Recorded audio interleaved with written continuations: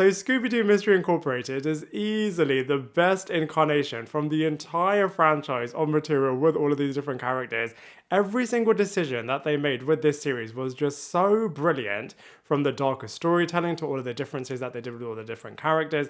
I mean, some of the mysteries in the first season could have been a little bit less predictable, but what they did in the second season with the whole apocalyptic end of the world stuff was just so good. And I have always thought that the Scooby Doo material and mythos just lends itself so well to a bit of a horror storytelling, and they just took that to another level in Mystery Incorporated.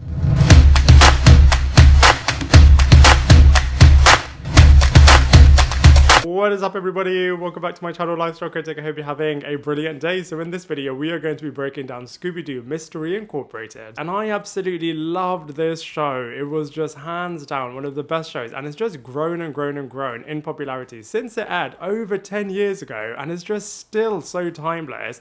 And I just absolutely love what they did with the material in terms of making it a lot darker. True horror-based sequences and events take place in this series. The serialized format of just an ongoing storyline and just having to binge the entire thing to make it make sense. And the ongoing mystery, which really came into its own in season 2, but had a really intriguing slow burn in season 1, which I just thought was so good.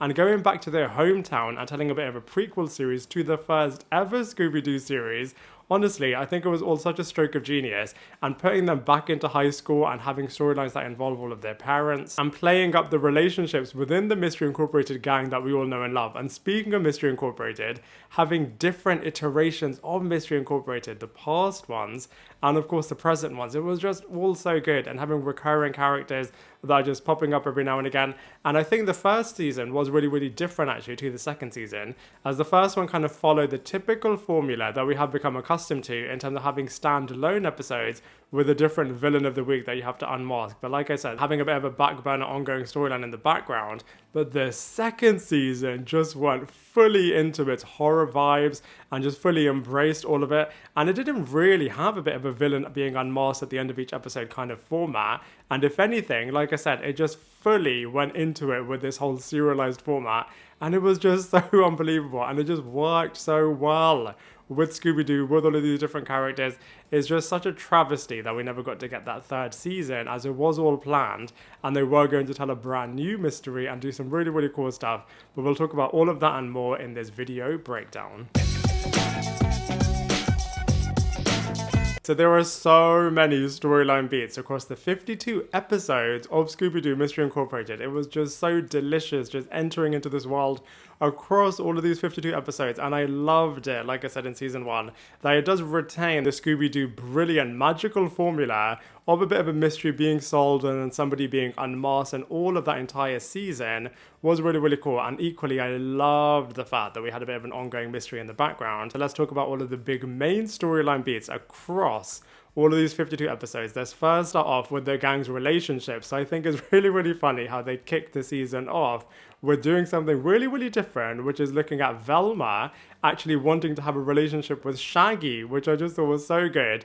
And Shaggy was always just a bit uncomfortable with it and didn't really know where his heads and loyalty was. And Scooby Doo ended up being a bit of a third wheel, and the frustration that Velma was feeling against Scooby Doo, as well as Shaggy just not having the same feelings back towards her. So I just think that entire love triangle was so good. And then they kind of resolved it with Shaggy then choosing Scooby Doo ultimately. So I feel like Velma was just such a brilliant character in this entire series, and in some ways you can relate to her in terms of, you know, people not liking you as much as you like them and just feeling like you're being discarded sometimes. But then they did kind of give her another romance with Hot Dog Water, and that was so good in the second season. And like I said, Velma was just coming right to the forefront, as she was just having some of the best storylines. So, you know, she just feeling really conflicted and just wanted to bring Hot Dog Water into the gang when Daphne wasn't there, and then when Daphne came back, what that meant for the relationship with her and Hot Dog Water. So good. And then of course, speaking of Daphne, we have her tumultuous relationship with her and Fred, and it was really funny between the two of them,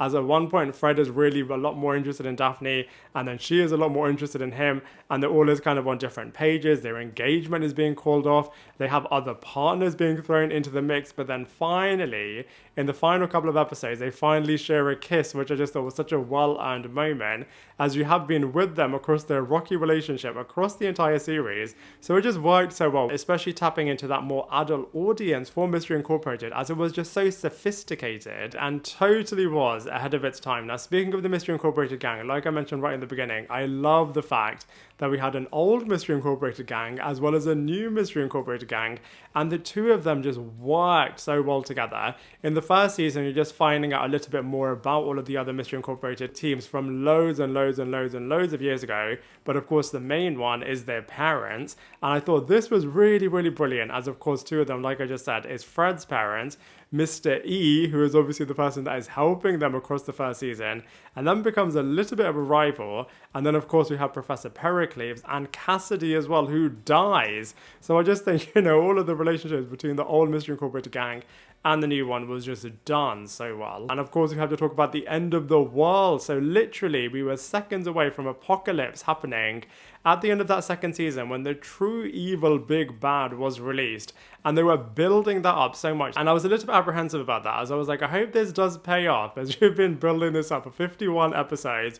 But it absolutely did, as the big evil bad was just causing so much destruction, so much Egyptian mythology, and so many things from the past was just explained so well. So if people really are into history, then they will love this series, as it just taps into it so well. It pays a bit of a love letter to it, and there's so much death and destruction caused mainly by the apocalypse, but also across this entire series.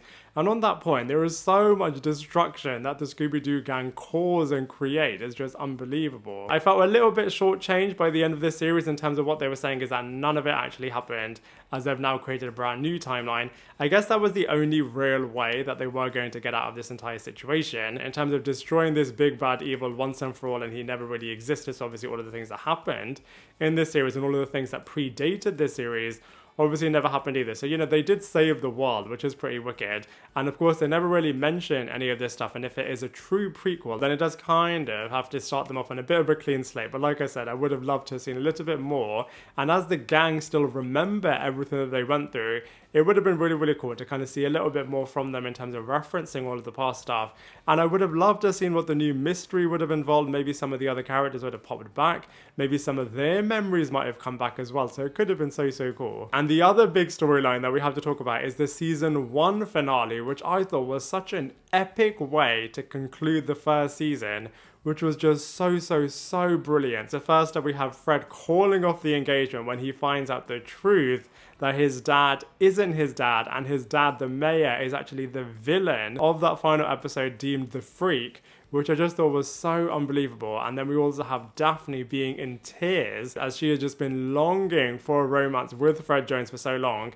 And then she just blames Velma for not telling the truth about knowing that Cassidy was an original member of the Mystery Incorporated gang. And then of course Scooby gets sent to a farm, Shaggy gets sent to army school. It was just such an unbelievable finale, as Mystery Incorporated, in Fred Jones's own words, is dead. So it was just so crazy, and it was just so intense as well. So now let's review the entire series from a positives point of view first. So I love the fact that at the end of each episode they do kind of leave you on a bit of a cliffhanger, which just works so well from a serialized storytelling point of view. And on that point, I just love what they did with the formula. Like I keep saying, I feel like this entire mythos just lends itself so well to ongoing storylines, ongoing mysteries, and ongoing things that just connect from episode to episode, whilst also having an overarching storyline. All of the mechanics that they put in from that perspective was just absolutely incredible. I love the fact that their parents are a lot more involved as well. If anything, I would have loved them to have been a little bit more involved, but it was really, really cool, especially Velma's mother, who even went on a mission with them. And Daphne's parents, of course, are really, really snobby. And of course, we have to talk about Fred Jones's parents. Firstly, his dad isn't really his dad, and then his real parents are really, really evil and almost kill him, and are working on the rival old Mystery Incorporated gang team against him. So it was just so good. And so many people actually died in this series. For example, Cassidy dying at the hands of the robots that Pericles was creating deep beneath the ocean. And then of course we have Hot Dog Water, who dies so unceremoniously, which was just actually a little bit heartbreaking. I loved all of the Easter eggs, for example, having Scrappy Doo in there, referencing all of the future villains that are to come, and so much pop culture references. This series was packed full of it, which was just so good. And I feel like this series really does actually respect the audience that is watching it, and is so accessible to both kids and to adults as well. And speaking of kids, I think it was really, really clever how in every single episode they play with the line, and I would have got away with it too if it wasn't for you meddling kids. So innovative and so clever, actually, that they do play with that really, really brilliantly. However, from a negatives point of view, like I mentioned before, I feel like especially in the first season, some of the reveals are a little bit predictable. So they could have pushed the difficulty in solving the mystery a little bit more. But obviously right at the end, when they do reveal all the entire motives, then that stuff you can't really predict. But in terms of who is going to be the person behind the mask, at least in the first half of the first series, was a little bit predictable. And there were understandably 1 or 2 episodes across the entire 52 episode run that just weren't as strong as the others. But on the whole, this series is actually pretty exceptional. So I can't praise this series enough with all of the brilliant changes and adaptations and updates that they did with all of their cast and characters. Firstly, all of the voice actors are just so talented, and then the character representations that they did in this series is just absolutely sublime. So let's go through them one by one. So first up we have Fred Jones, whose character arc across this entire series is actually pretty dramatic. Firstly, at the end of the first season, when he discovers that actually the dad that raised him is not his dad at all, and it's actually a little bit of a villainous character. And then when he discovers his real parents, they really do stab him in the back and are joining his opposing team and really do manipulate him in this series and do steal from him as well. So I feel like the Fred Jones character was just absolutely extraordinary in this series. We've also got a Daphne Blake who is always pining after Fred Jones, but I think it's really, really interesting that at some point she just has had enough. And at the start of the second season, she just doesn't really want to know him. She leaves Mystery Incorporated gang, leaving her space open for Hot Dog Water to take over.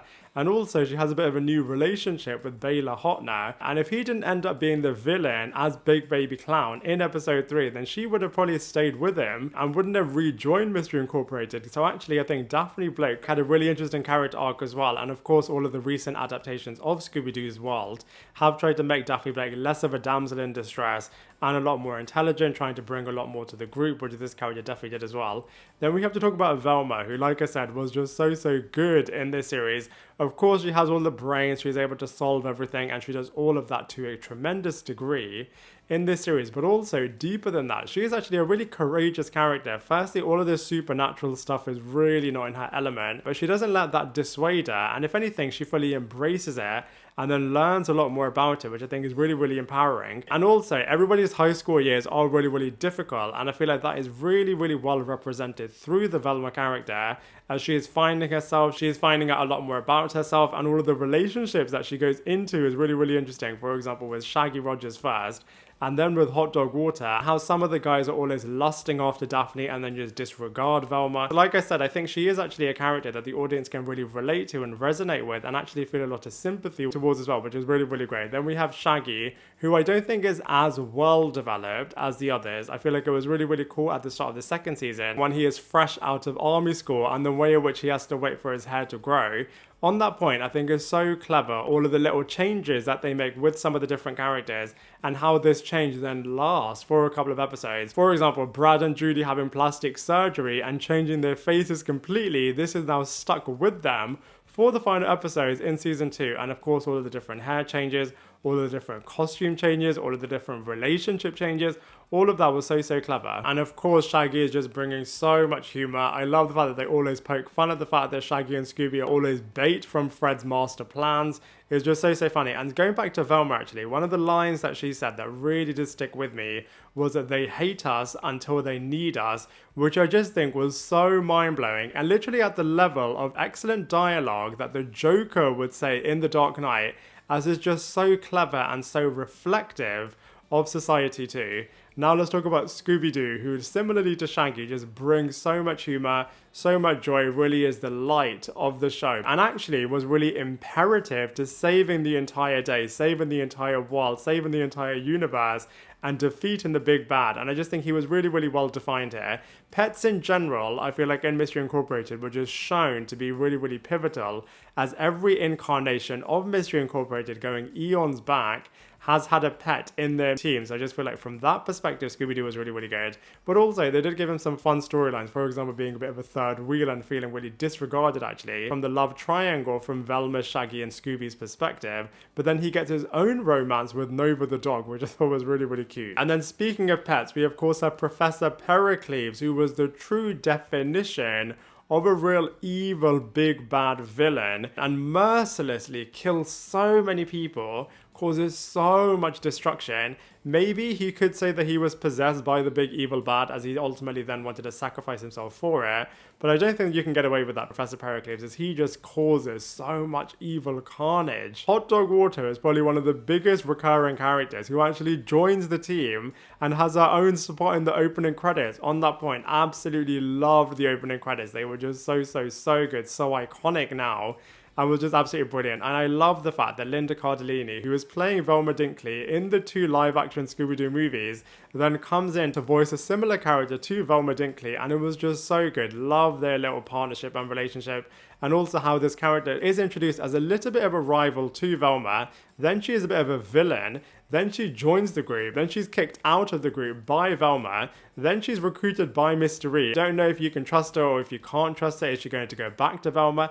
Then she dies, and then she comes back as having a bit of a relationship with Velma. So actually, Hot Dog Water was just such a good character, and when she dies, it is just such a sad moment. Mr. E was really, really cool. Loved him in season 1 as a bit of a background character that is helping them here and there and is just giving them loads of clues. All of the mystery was really, really brilliant too. And then in season 2, he becomes his own fully fledged character, starts off as a little bit of an anti-hero, then becomes a full villain, then can see that actually Professor Pericles is going crazy and wants to do the right thing really, really badly, but just can't and feels really, really trapped. So I thought he was really, really good. Cassidy was another brilliant character. Similarly, she is a bit of a helping hand for them in the first season. We don't really know whether or not we can trust her at the start of the second season. And then she also dies as well, which is another really heartbreaking, shocking moment. The parents are really, really cool. I love how snobby and rich Daphne's parents are. I would have loved to have seen a little bit more from Shaggy's parents, as they did show that they have a bit of a dark side to them in terms of not really caring that they are separating Shaggy and Scooby at the end of the first season. But of course, Velma's mother was just so good. She obviously loves all of this haunted stuff. She is helping the gang, especially her daughter, understand the supernatural world, and then even joins the gang a little bit when they go to Yucatan in Mexico. Rick was really, really funny. Of course, they were making fun of the Rick character from The Mummy. Love the fact that we had Big Baby Clown being voiced by Mark Hamill, as he just brought all of the Joker vibes, and he was just such a cool character. And we also have Matt Lanter voicing his counterpart, Baylor Hotner, who was just absolutely hilarious. On that point, love the fact that we had our own version of Twilight called Dusk, which, like I said, all of the pop culture references were just absolutely awesome in this series. And if anything, I would have loved to have seen a little bit more from Baylor Hotner, as he was such a cool villain, and I would have loved to have seen a bit more rivalry taking place between him and Fred Jones. And that first episode in season 2, they didn't even find out who the villain was, which was just such a great way to start off that second season. And other recurring characters that you have seen before in other Scooby-Doo material is, of course, the Hex Girls, who are absolutely brilliant. Vincent Van Gogh was so good, whose voice is just so iconic and synonymous now, as of course he voices Brain in Pinky and the Brain, and his voice was just so good here. And all of the other little cameo appearances and references that they have to other Scooby-Doo characters, and the wider universe of Hanna-Barbera characters, and other characters that they do mock, for example, Scrappy-Doo, Blue Falcon, and just so many others. So all of the casting characters in Mystery Incorporated were just absolutely unbelievable. So from a visual cinematography point of view, Scooby-Doo Mystery Incorporated was absolutely brilliant. In some respects, it does feel a little bit dated, and it does feel a little bit 90s, especially looking at it from a modern age perspective. But that being said, I do feel like it is pretty timeless in its own way, and some of the sequences really do bring all of the horror dark aspects to the forefront, and some of the material that you see from a visuals perspective looks really cutting edge. And it does feel a little bit like a point and click adventure video game, that you are kind of putting all of the clues and pieces together with all of these gang members. And like I said, it just comes alive really well, especially that final episode, which literally does show the end of the world. And even the penultimate episode, episode 51, was really, really cool in terms of using all of the different keys to find this evil epic chamber. I just feel like all of the reveals are really, really cool, and everything from a visual cinematography point of view just comes to life in such a spectacular way. So from a comparison perspective, like I said right in the beginning, this is easily the best incarnation of all of the Scooby Doo materials from TV shows and movies. It was just absolutely incredible. I loved watching every single episode. All of the characters were just so cool. All of the storyline materials were really, really brilliant.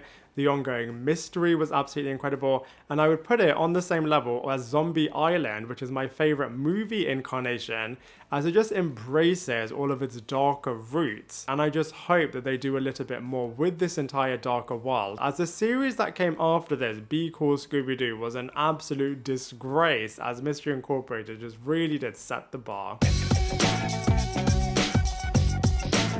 So overall, I absolutely loved Scooby Doo Mystery Incorporated. Like I said, it's easily the best incarnation of Scooby Doo, and I just hope one day we do get a season 3, and we do get a bit of a continuation in terms of this more serialized way of telling Scooby Doo storylines, having ongoing mysteries, doing something really fresh with all of the different characters whilst retaining who they are at their core. I just feel like everything just worked and meshed together so brilliantly and so perfectly in this world, and it was just so scary, so sad, so happy, so funny. It was just such a brilliant package of a series, and so for all of those reasons, I have to give Scooby Doo Mystery Incorporated a massive 9 out of 10.